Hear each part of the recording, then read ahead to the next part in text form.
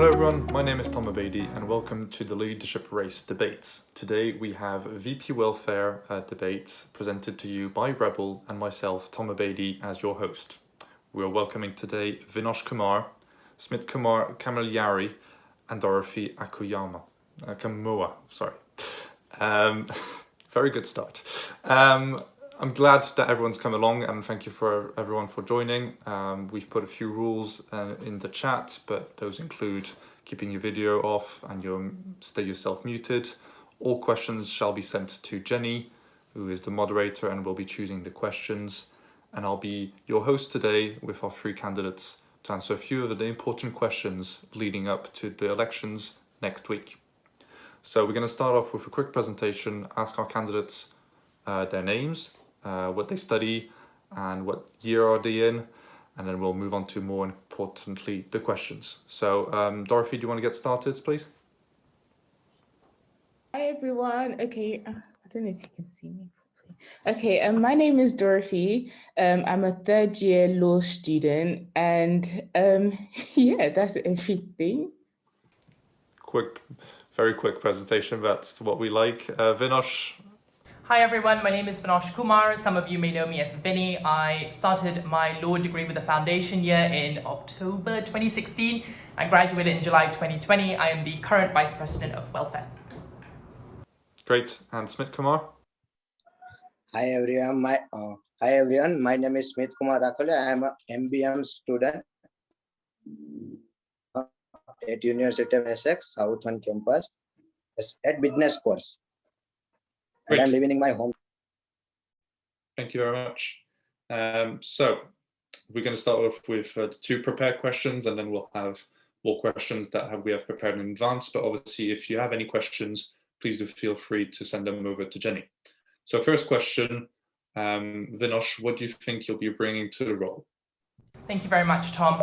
I think one of the core skills that you need to bring to this particular role is emotional intelligence. We need to start thinking about how we can help facilitate the beginning of our students' journey from the beginning of their degree to the end of their degree. You know, how are we ensuring that we're listening to consistent feedback to ensure that our students are making the right decisions that they need to do when they're in higher education, and what kind of support that they need as well. I think it's also important to address the cultural differences and the socioeconomic differences that our students are. Our student community is so diverse, and we need to address how they access support, not only mental health support, but physical health support as well, in different ways. So for example, traditionally, someone who may, walk into the Swiss drop-in service may not see it as an option, if that makes sense. I think it's also important for us to be able to communicate the expectations versus the reality of the services that we offer. So one of the skills that I've particularly learned from my experience this particular year is that students may have an expectation of the services that they want to access to, but how do we cater that expectation to the reality of what we can do? What is the practical ability for us in order that we are reaching as much students as we can, but with the current situation particularly. And the pandemic has really made us think about, what's affecting international, EU, LGBT, BAME, women, postgraduate, thought postgraduate, Essex Blades, V-Team societies, Rebel, and even student parents. How are we working with them to ensure that we are curating the support that they need in order to get through their university experience, and also about the fact that, are we equipping them enough to have that mental health support when they go into the workforce? I think that's the important skills for this particular role. Great, thank you, Vinnosh. Dorethy, do you want to go next? Like, as Vinnosh said, I 100% agree that emotional intelligence is something that's definitely needed in this role, because we have such a liberal and diverse community here, and it's all about harnessing wherever possible. So, I've really been looking into what really makes people happy at Essex and what makes them discontent, if they are discontent. And, it's all about making people feel included in every single decision-making process process that we make, as a collective community. So emotional intelligence, 100%, it's like, what do you call it? Listening to people, paying attention to even the smallest of details, because obviously since Essex is such a big university, and not one person is the same, everybody is different within the campus. Some people are more open in regards to their voice, they're more heard of. Whereas there's other people who unfortunately, they're more on the shy end, and they're not able to express themselves the way that they want to, and that's what I want to be for those people. I want to be the voice for those people whose voices aren't really heard as much. But just because their voice is little doesn't invalidate their opinions or anything. So I want to be the voice for them. I consider myself a great listener. As you can tell, I'm a talkative. Like, I love to talk to people. I love to talk to people. I love to hear about people's opinions. I want to hear about people's day. Like, the smallest of things count. The smallest of things count. Sometimes it's not always about doing the biggest extravagant things. Like, even the small changes. Oh my God, even the small changes that you can do. Can have such a big impact on people. So those are some of the things that I can bring to this role. Thank you. Fabulous, thank you. Smitkumar?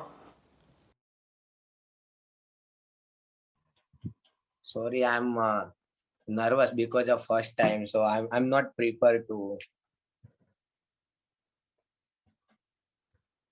Do you want to still answer the question? Like, what do you think you'd be bringing to the role? Sorry?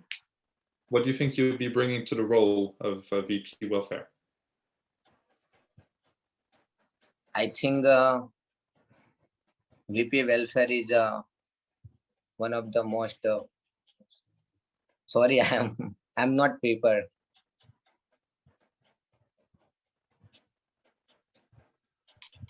Okay. Then moving on to the second question. Then, what are the biggest issues students are facing right now, Dorethy? Okay, so obviously during this pandemic, it's taken a massive toll on several people and several households. And yes, mental health is a very, very, very huge issue that, I'm very glad that a lot of awareness has been brought to it within these recent times. And I need to applaud the SU team from last year, because they did such an amazing job in, trying to facilitate to people's needs during the pandemic. But another issue that I feel like is really, prominent is in regards to housing. A lot of students right now, financially, the money isn't necessarily there, but they still have to pay for their rent, even though they're not living on campus. And, I feel like, if I were to be elected as welfare officer, I would lobby for more money for our hardship fund, so that, or even reduce the requirements, so that for things like, the hardship fund, so that more people will be able to access these facilities. And I would also try and cut housing terms, to make it shorter as well, so that it can accommodate people's financial people financially as well. I also feel like being restricted from meeting on campus to worship as well is a very big issue for students right now as well. I've had quite a few conversations with people from societies, especially faith-based societies. And, during last term, there was a period where we, churches were actually allowed to meet on campus. Well, churches were actually allowed to meet, subject to social distancing rules. But even with those government rules set in place, we still weren't allowed to meet on campus. And things like religion, it also helps. It also helps with things like mental health as well, and the matter of fact that people were deprived of that on campus, it didn't really help the situation as much. And finally, I also feel like, it's the online studying, like for some people is not really the most ideal thing, but obviously you make do with what you've got. But I definitely feel like weekly study groups, outside of the whole academic structure would 100% be beneficial for struggling students as well. So yes, that's me. Thank you. Thank you. Okay, Vinnosh? Tom, I 100% agree with you, Dorethy. I think there's a lot of issues that you've raised that I've been thinking about as well. I think managing loneliness is on top of it. I'm very frank and honest in the fact that we've had a very, very difficult year. And I think we need to start looking into a more serious, more aggressive approach about how we equip our students to deal with being alone, because that's the situation that we are in right now. We can't ignore it, we can't hide it under the carpet. How do we hit the nail on the head? So that's definitely a top issue that students are facing. Financial issues as well. I think there's not been enough exposure as to the amount of things that students can actually apply for. And I think there needs to be a lot more promotion of those.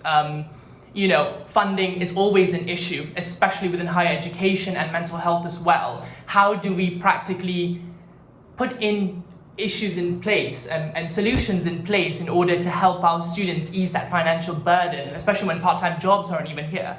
Targeted community support as well is one of those things, so like the multi-faith center that you just mentioned, Dorethy, as well. How are we allowing our students to have that alternative avenue in order to exercise their faith, in order to carry out their activities, in order to help them get through this difficult time?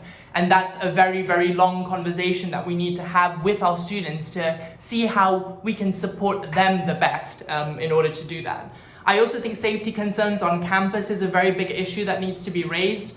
There is a feeling that because students aren't here that, the safety can somewhat take a less serious approach, and I don't think that that's the case at all.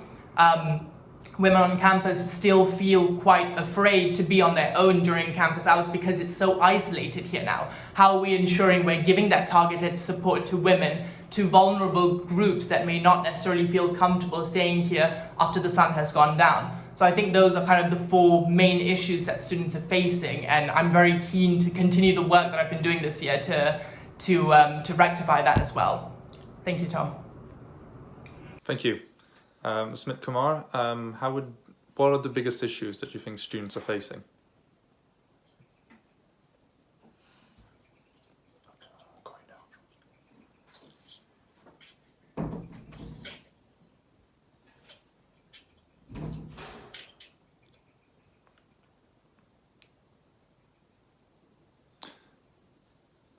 Okay then. So Vinnosh, you touched upon the student loneliness earlier. With students being more isolated than ever before, how do you feel the university has responded to the matter, and how do you think this can be improved?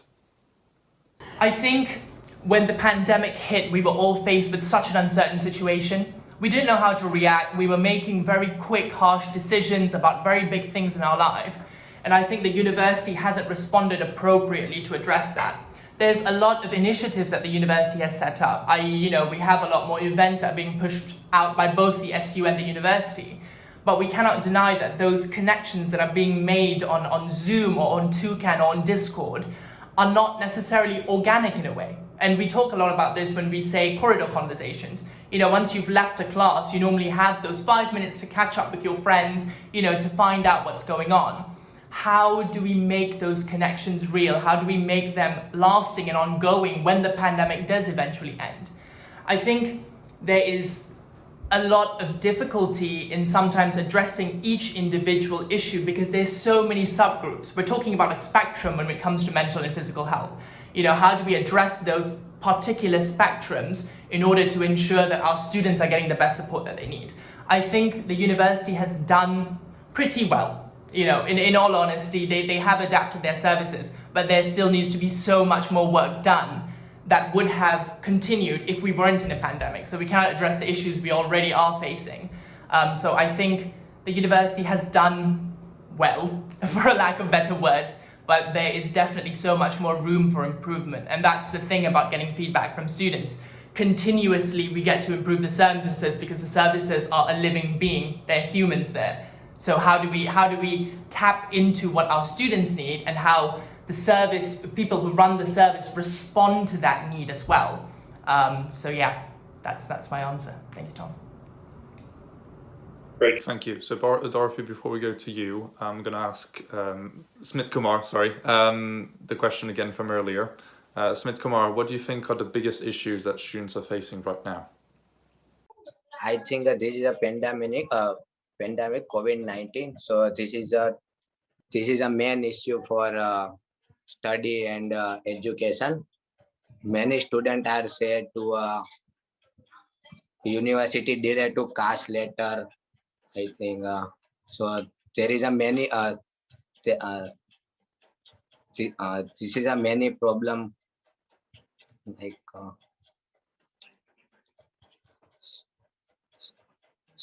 Solar University and first. And on that topic, Smitkumar, how do you think the university, sorry, how do you think the university have done so far, and how can they maybe improve in the near future?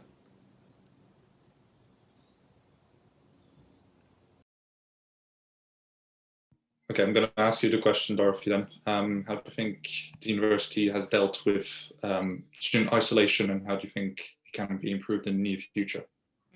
I feel like, well, obviously, because of the suddenness of the whole pandemic, the university, they did respond quite quickly. So they did quite a fair job, like in regards to that. But 100%, there's always room for improvement, as Vinnosh touched on. Personally, I feel like in regards to loneliness, the university could, they could establish call check-ins on individuals, or even have officers on campus who will patrol around, the areas and like knock on doors just to like check in to see how people are doing. Because obviously, like for someone like me, I saw all of the workshops that were going on, and someone who has previously battled with things like depression and loneliness, like being in a workshop or being in a convention where there's other people, like me personally, like I would not open up. Like, I'm going to be honest, I would not open up because I'm in a room full of other people. Like, I don't want other people to know the struggles that I'm going through, So I definitely feel like individual call-ins, whether it means us hiring some students on campus and then training them in regards to things like these, hiring people on campus and then training them so that they can be calling in individually on each student, just checking up on them, seeing how they're doing, asking them how their day has been, just showing them that they care in general. I feel like that'll definitely be a way forward for the university. And also like officers as well who patrol the area, go around, knock on doors, check on people, because like, yes, phone calls would be lovely. Like, yes, it's a very nice thing to always check in on the students and stuff, but having someone physically there to actually see, because that on the phone you can be like, yes, I'm fine, I'm doing well, but like when you get off the phone, and then you're by yourself inside your room, and then like you're going through depression, you're now thinking, like being able to see someone physically, actually having that physical rapport, being established would definitely be one way that the university could move forward. And it would also be like killing two birds with one stone, because you'd be able to employ students and also, find a more effective way of checking up on people as well. So, yes. Thank you very much. Okay, next question is about specific groups. So, how do you think welfare needs to be of marginalized groups on our campus can be supported? Vinnosh, let's go to you first. Yeah, thank you, Tom. This is an issue, not say an issue, but a question that has been raised quite commonly throughout the year. How do we target individual groups? And one of the difficulties that services such as Swiss and SU Advice have is that they're open to all students, And from their perspective, from a staffing perspective at least, it's believed that they don't want to alienate certain groups from other groups, to think that there's a preference to particular individual liberation groups, or even people who identify with particular groups. So it's really working with those marginalized groups to understand what's the best approach for them. Because the Islamic society may not find that support is very similar to the LGBT plus society, because we're dealing with different issues, we're dealing with different cultures, we're dealing with different understandings. So it's really about working with the students to understand what's best facilitating for them. I think Dorethy touched it on as well, as an individual, I myself sometimes am hesitant to access those services, and it's about reflecting on my own experience to think, why is that service not accessible to me? Why do I feel that, is it because I don't have any representation in those services? Is it because I have a feeling that those services wouldn't understand the mental health journey and the physical health journey I'm on? So again, it comes back to listening to students to understand what's the best solution for them, because we also have to consider that there are financial restraints and staffing restraints, and we're trying to keep everyone safe during the pandemic as well. And that touches in a bit about what you said, Dorethy, about call-in and check-ins. We'd also have to consider the student and staffs who go to those physical check-ins. Are they being safe? Are they being protected from the virus? So these are kind of the critical thinking aspects of what we have to think about when we want to execute support for liberation groups, and how we target those particular groups. Great, thank you. Dorethy, can you go next? So could you just repeat the question again, please? Absolutely. How do you think welfare needs of marginalized groups on our campuses can be supported? Yeah, 100%, as Vinnosh said as well, just listening to the needs of the students, because, Essex is a very, very, very diverse university. Everybody has different needs, different groups have different responses to everything, different groups have different responses to everything. What the ACS community are being provided would not be the same as what the Asian society may be provided as well. So it's all about just looking at what needs each group, the needs that are lacking in each and every single group, and finding ways to meet every single one of those needs, and just coming together as a collective as well, because at the end of the day, it's all about being in uniform, being one big group. And in order for us to establish that and to move forward, the needs of individuals need to be heard. So yes. Great, thank you very much.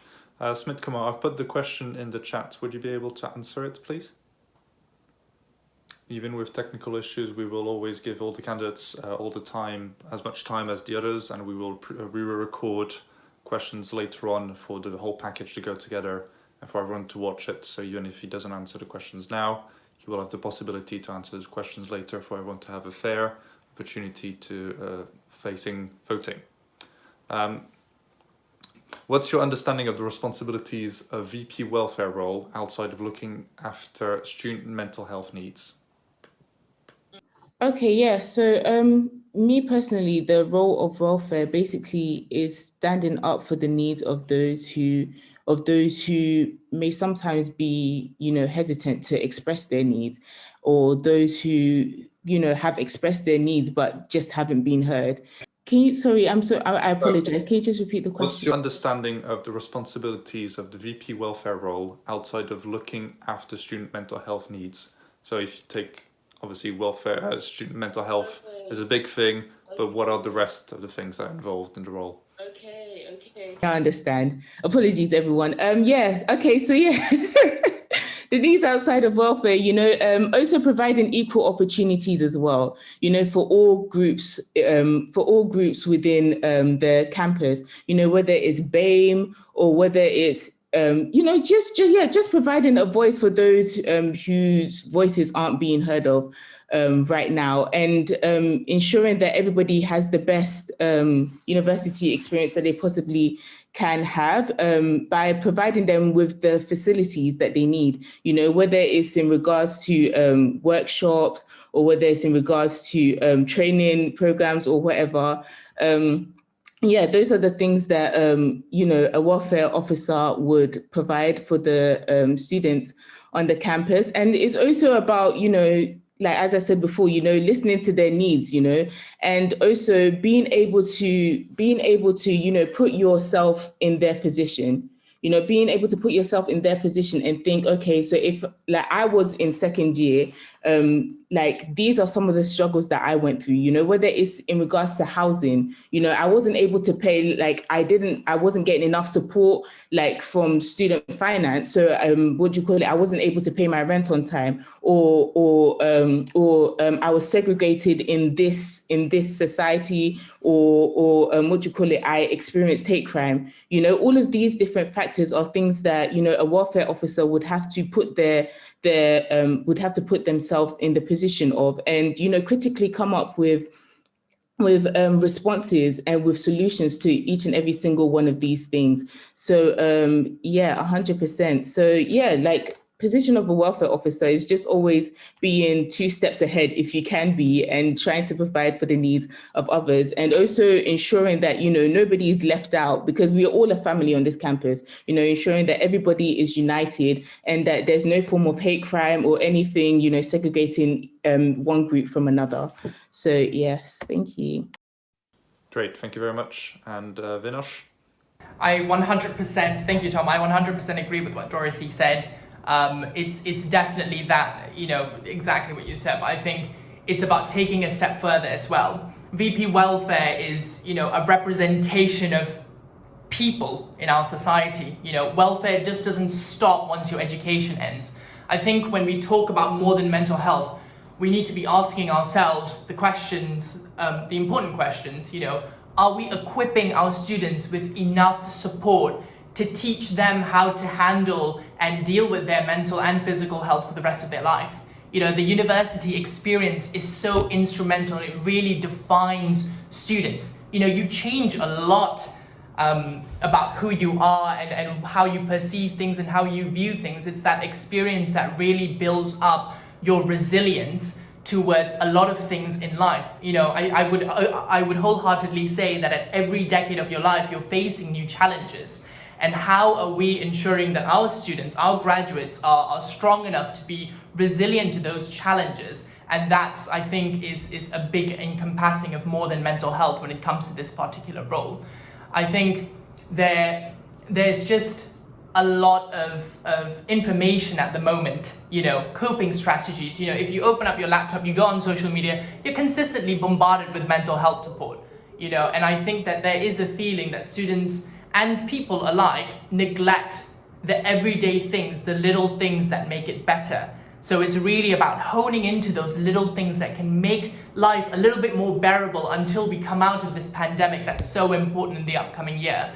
And I think that encompasses all of the entire role to help the functioning human being be better at dealing with life situations. So I think I hope I've answered that question properly, because it's a very, very big question. But yeah, that's my response. Thank you, Tom. There's some great questions in the chat, and that's one of the bigger roles, I guess. So moving on from maybe mental health, we're going to talk about international students. So many of them did not receive their CAS, which is a confirmation of acceptance for studies, for other people like me who didn't know what a CAS was. They didn't receive their CAS, and this has impacted students negatively and their well-being. How do you think this can be responded to? Vinnosh, can you start, please? So I think it would be important to tell everyone who's had a Tier 4 what a CAS is. A CAS is a certificate of sponsorship, and it allows international students outside the EU, well, before Brexit, to apply for the visa in order to stay and study in the UK.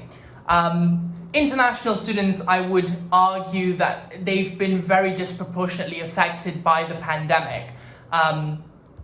There needs to be a lot more support to the issues that they're particularly dealing with. And one of the main things that they're dealing with is being unable to return home or unable to come here to have that university experience to do their degree. I think there needs to be a lot more communication in particular with this, because the pandemic and Brexit has basically interlapped and caused international students to have a double whammy of issues.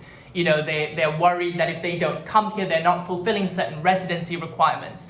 If they're at home, they're worried that they're not excelling to the maximum potential that they can do their degree with. How are we helping our students from here abroad to cope with that? How are we giving them the tools to support themselves? We're also having to think a lot about the experience of students here. I mean, being very far away from your family for such a long period of time has detrimental effects to your long-term health. Students are missing out on so many big life events that may be happening in their home country or even here, and they've had to make that decision for themselves, whether they want to expose their family, you know, at the risk of infecting them. So there's so many concerns going around international students. Finance is a big thing as well. You know, with the lack of part-time jobs that a lot of international students, home students and EU students use to fund their studies while they're at Essex, has essentially been cut off. So, you know, it links back to the hardship fund again. How are we ensuring that they are getting the support that they need in order to ensure and make the blow a little bit softer about being here and being far away? That's great. Thank you very much. And Dorethy? Yeah, 100% agree. You know, there needs to be more in regards to communication. You know, like during the winter holiday, you know, a lot of my friends, you know, some of them weren't able to go back home because of, you know, the whole pandemic situation. And a lot of them who had previously gone back home, you know, they weren't allowed to come back because, well, obviously the borders were closed.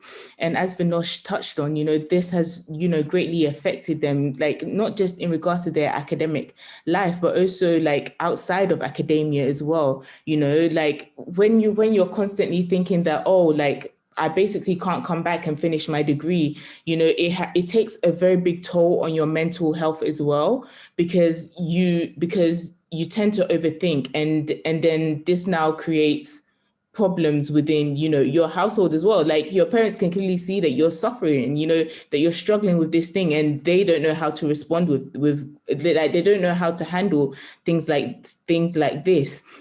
You know, so 100%, like there needs to be more in regards to communication between the university and the international students. You know, there needs to be facilities available to ensure that, okay, yes, just because they are abroad, it doesn't mean that they have been left out. You know, just because they are abroad doesn't mean that they need to be, doesn't mean that they do not get the quality level of education that everybody else can receive if they are on the campus. You know, all of these things need to be considered, and there definitely needs to be facilities provided for these people, if not facilities and some, you know, facilities and some, 100%, because, you know, like there's obviously issues with like time difference and whatnot, like when it comes to you know, tuning into lectures, and, you know, a lot of people weren't even able to submit their coursework on time, and that has a detrimental effect on their overall, you know, academic performance. You know, so whether it's in regards to, you know, extending their deadline, it's in regards to extending their deadlines, or whether it's in regards to, I don't know, like providing like extra classes, like extra study classes outside of lectures and whatnot, to make sure that, you know, they're still caught up, you know, that they're still at the same level as people who are on campus and who can receive lectures, you know, just ensuring that, you know, that nobody is left out and that everybody can move together as a collective. Amazing, thank you very much. Okay, next question. Let's see. For welfare needs, are you ready to make a case for on-campus sleeping room, where I can rest in my stomach after heavy lunch, for example? This is the question that was posed. Dorethy, what do you think? 100%. I think that's a brilliant idea. Honestly, no, it's because, like, for someone like me, what do you call it? Like in first and second year, you know, I always used to pull all-nighters and whatnot, you know, trying to submitting assignments on time and whatnot. Yeah, I was a late bird. I'm not proud of it, but I was a late bird. And, you know, during these times, like, it's just nice to have a comfortable place, you know, a comfortable, secluded place where you can, you know, go and like not be so self-conscious that, oh, somebody's watching me, or yeah, that somebody's watching me, or because like traveling home at night, like obviously, of course, like it's not safe. 100%, it's not safe and it's not recommended. So providing on-campus sleeping rooms, you know, it'll be like, I feel like if anything, it would enhance improvement in people's education, if anything, because it would encourage people to study more on campus with less distractions of being at home and whatnot. So 100% on campus sleep, I think that's a brilliant idea. I love that idea. But yeah, 100%, yes, that's my answer. That's a great answer. Vinnosh, do you want to try and top that? I 100% agree with Dorethy, but I'm not going to highlight the points and the things that I did during my law degree because there was a lot more than those all-nighters, so I respect that, Dorethy. I respect that 100%. I think it's, again, we're revisiting that conversation. I'm willing to commit to it, but I'm also, being practical about it. We think, even coming out of this pandemic, there'll always be a lot of health and safety concerns around that, so how do we build a community like that? If we do have the sleeping beds, what happens there? How do we facilitate that? How do we ensure that it helps our students? I think that's the important thing, thinking about the sleeping beds, but I am 100% on board to try to make that a reality, because I would love to have in between naps when you're reading statutes, and Dorethy would really, really respond to that fact, because we all know that a statute is just a long piece of legislation. You just search and try to find everything that you can. So I respect that. Yeah, I don't think I can top that one, but good on you, Dorethy. Thanks, Tom. Great, thank you very much. Okay, next question. What do you think should be done to ensure that students post-pandemic are integrated back into university life successfully? Vinnosh. I think that's the biggest task of all coming into this year. I would strongly say that a lot of our students are so used to an online environment now. Yes, it comes with its own set of problems and its own difficulties and its own advantages, but reintroducing people back to the student society is going to be a very big task. How do we allow people to be comfortable with getting close to each other again? How do we allow them to say it's okay now to have that safe distance and have that conversation, because it can be very anxiety inducing, because everyone's scared to catch the virus. It's a very deadly virus. We don't, so much research has gone into how the virus spreads and everything, but there's still that level of resistance from it. You want to isolate because your health habits, what habits you've taken to help yourself.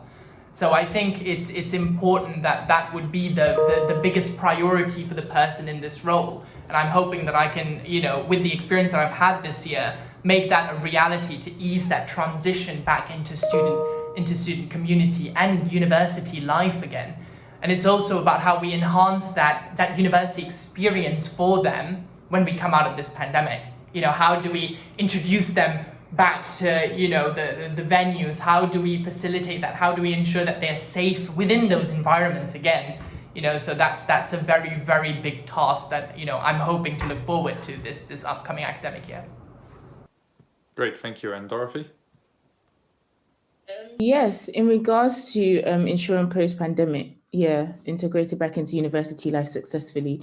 Well, obviously, my approach is to take things step by step. Take things bit by bit, because, in the society that we live in now, because of the pandemic, everybody's scared, everybody is fearful, nobody wants to come close to another person because they're scared to catch the virus, so in my eyes, it's all about taking it bit by bit, but also adding, because for a lot of, for example, for first year students who just joined the university last year, they essentially didn't get, a taste of freshers. They didn't get, any of the opportunities that a lot of us who were at the university before the pandemic came along, the things that we got to experience, they never got to experience it, and essentially they were deprived in a way, so in my eyes, it's all about taking it bit by bit, and 100% having those safeguards being put in place, to ensure that, yes, although you're coming out of society,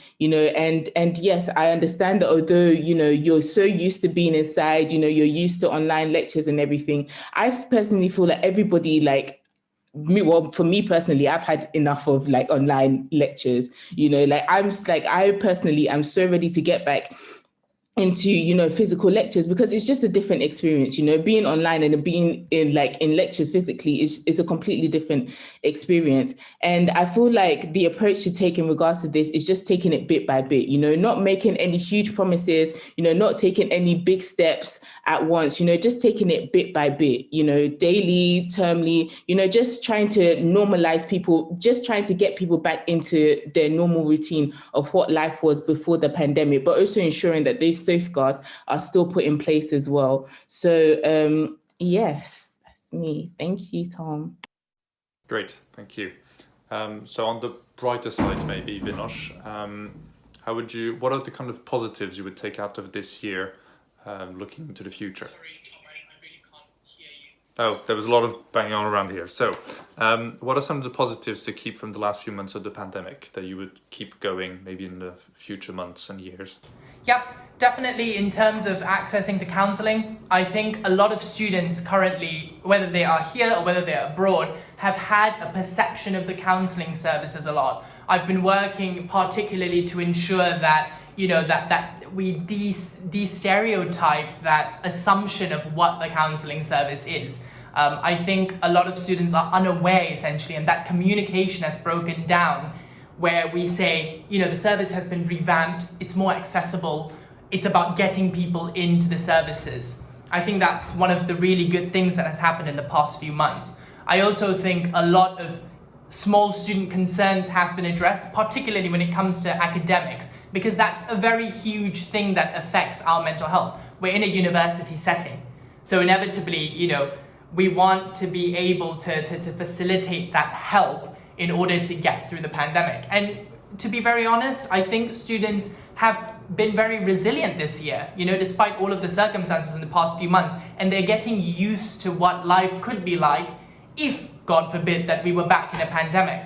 So I think there's a lot of sorry, I literally lost my train of thought. I do apologize. That was a lot.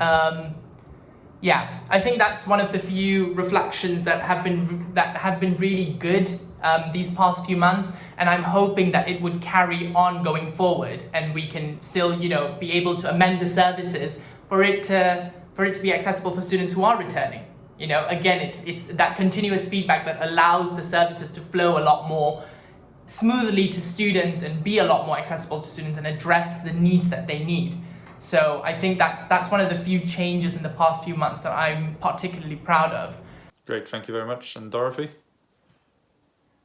In these past few months, you know, a lot of people have been able to discover themselves, you know, like they've really had some time to, you know, sit down and to really understand, you know, their own personal needs and to understand what they deserve and to what level that they deserve those certain things, you know. So yeah, that's definitely one positive that, you know, you can take from, you know, these past few months. You know, a lot of people have been able to discover themselves, and because of that, you know, hopefully when, you know, we come back into society, when we, you know, outside opens up again, you know, there'll be more like things like societies, you know, being like created, and also, you know, like being you know, deprived away from, you know, so many resources that before you took for granted, you know, and then you're finally being able to, you know, come back into close proximity with those resources, you know, like it brings a sense of relief, if anything. So yeah, 100%, like, yeah, like, yeah, just the principle of, you know, just this, everyone having, you know, taken the time to discover themselves, and also to you know, find out what works for them as well, you know, to find out what works for them, you know, whether it's online teaching or whether it's physical teaching, you know, everyone has been able to take this time to really discover these things, and everybody has also been able to discover new things as well, you know, like in regards to like whether it's like in regards to facilities that the university is providing. Like I know that a lot of people have been taking advantage of things like Black Billion. I hope I'm saying it right. Yeah, a lot of people have been taking, you know, advantage of things like that, and you know, just different resources that the university has to offer. So yes, those are some of the positives that, you know, you can draw from this, is that a lot of people have really been hands-on when it comes to the things that the university has been able to provide. Fabulous, thank you very much. And the final question before we wrap things up. It's a rather long question, so here we are. Attitudes toward mental health are changing and continuing to do so. How do you think that SU can contribute to the way mental health is viewed and talked about? Dorethy. Okay, so repeat that again, sorry. So attitudes towards mental health are changing and continue to do so.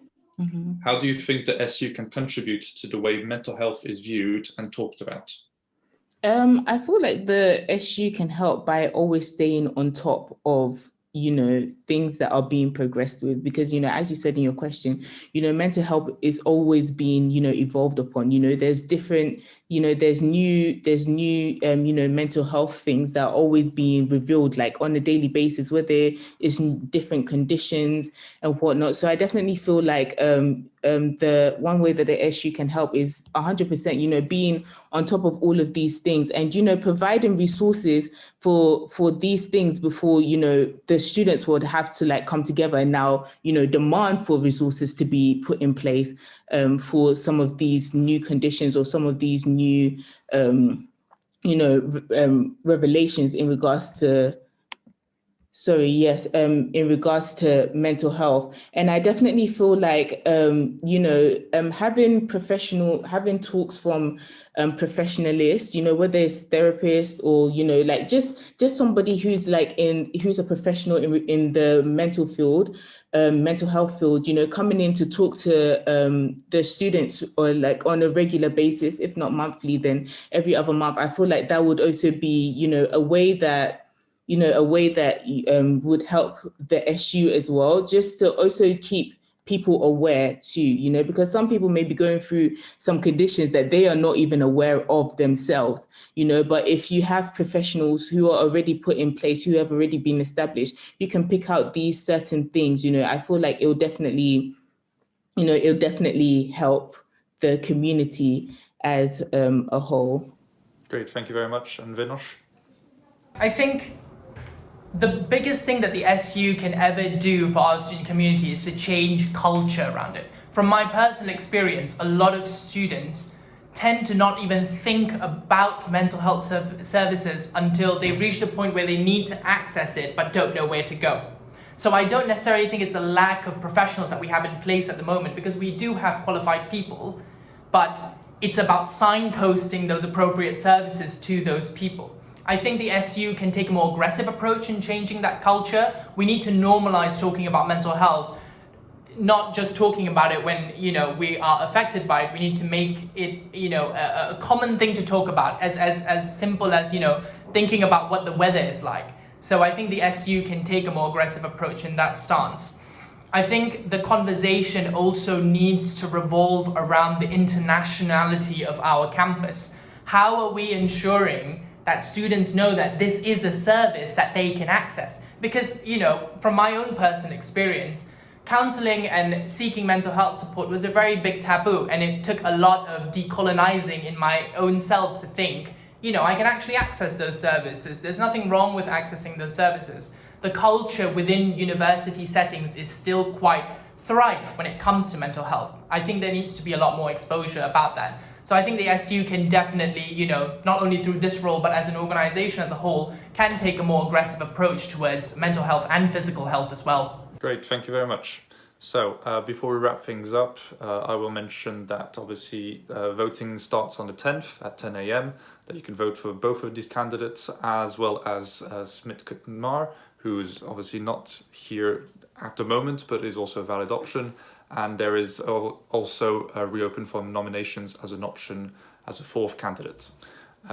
Before we wrap things up, I will say that even though you might not have had the chance to ask questions now, there's always a chance to talk to the candidates outside of this debate, and I'm sure they'll be happy to answer some of your questions concerning the campaigning, or even what they'd like to do. Obviously there's no manifestos and so on, but I'm sure they'll be happy to answer some of your questions. I will give both of the candidates one last minute to say the last few words and say why they should vote for them. So Vinnosh, do you want to get started? Yeah, thank you very much, Tom. I'm hoping that you could entrust me with your faith like you did last year, speaking to students. I know that I've been responding to the needs and their wants as much as I can, and with the situation that we are in. So I'm really hoping students will give me another chance to prove myself this upcoming year, and I'm hoping that I can continue all of the work that I have been currently doing to see it to its end, that will help all of the University of Essex students to flourish and have a great educational experience. Vote for me. Thank you. And Dorethy, to finish up. Yeah, 100%. This role being so diverse, and because we are representing so many different individuals with complex views, I feel like I have the right qualities to help deal with these issues. And I am here to represent the voice of the collective, and to make every student feel like they are that they are cared for, and yes, 100%. The SU did an amazing job last year, but I always feel like, there's always a time for a new voice. And, I would like to be the new voice for this next generation coming in to the university this coming year. And I just can't wait to share my ideas with you all. And I just know that together we can definitely make the campus a safer and a happier place, where everybody can thrive, not just in academia, but also outside of academia as well. And also to provide equal opportunities for everyone. So yes, vote for D, vote for me. A vote for D is a vote for me. So thank you so much. Great, thank you very much. As I said, voting will open on the 10th next week. And I hope that everyone that's present here and all of your friends will be out there voting. Obviously not outside, online, but that's the world we live in. And thank you very much. And please do continue joining the debates this week. And don't forget to vote next week. Thank you very much.